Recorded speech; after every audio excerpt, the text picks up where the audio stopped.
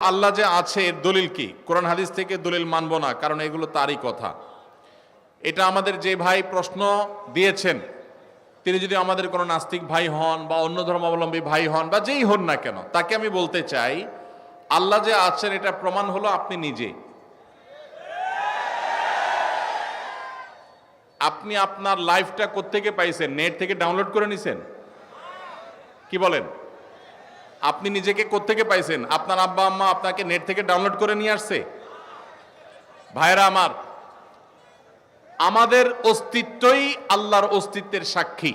আসসালামু আলাইকুম রহমতুল্লাহি ওয়া বারাকাতুহু। সুপ্রিয় দর্শক মণ্ডলী, একজন নাস্তিক শেখ আহমদুল্লাহকে প্রশ্ন করেছেন যে আল্লাহ যে সত্যি আছেন তার প্রমাণ কি? খুবই আশ্চর্যজনক একটি প্রশ্ন। তো প্রশ্নের উত্তরটি আমরা জেনে আসবো শেখ আহমদুল্লাহর কাছ থেকে। তো সম্পূর্ণ ভিডিওটি দেখতে থাকুন।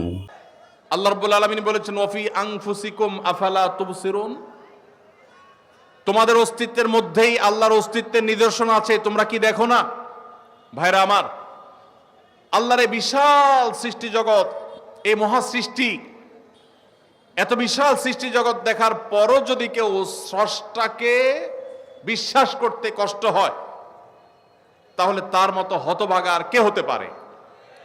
ভাইরা আমার, এই সৃষ্টি জগৎই স্রষ্টার অস্তিত্বের সাক্ষী।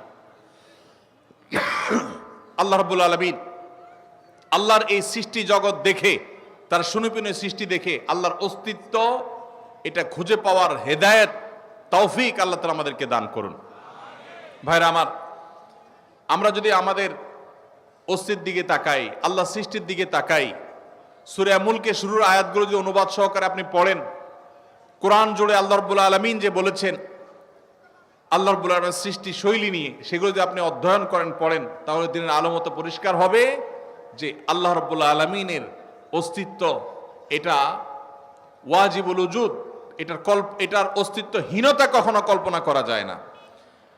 এটা নিয়ে দীর্ঘ আলোচনা করার সুযোগ নেই, শুধু এটুকুই বললাম যে আপনার আমার সৃষ্টি এটাই আমাদের স্রষ্টার কথা স্মরণ করিয়ে দেয়, কারণ স্রষ্টা ছাড়া কখনো সৃষ্টি হতে পারে? ছোট বড় এমন কিছু পৃথিবীতে নাই যেটা কেউ তৈরি করা ছাড়া আসছে। মাইকটা কেউ তৈরি করেছেন, এই পানির বোতলটা কেউ তৈরি করেছেন, এই কাগজটা কেউ তৈরি করেছেন।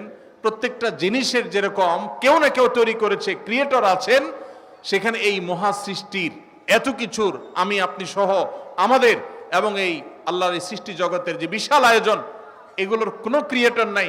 এর চেয়ে হাস্যকর কথা আর কি? আল্লাহ তাআলা আমাদেরকে হেদায়েত নসিব করুন। হেদায়েত যদি আল্লাহ তাআলা কাউকে দান না করেন, তাহলে সেক্ষেত্রে সে অনেক নলেজ অর্জন করার পরও সঠিক পথে হয়তো আসবে না। এই জন্য আল্লাহর কাছে হেদায়েত চাইতে আমাদেরকে শিক্ষা দেওয়া হয়েছে। এই দিন সিরাতুল মুস্তাকিম আমরা সে দোয়া আল্লাহ তাআলার কাছে করবো ইনশাআল্লাহ।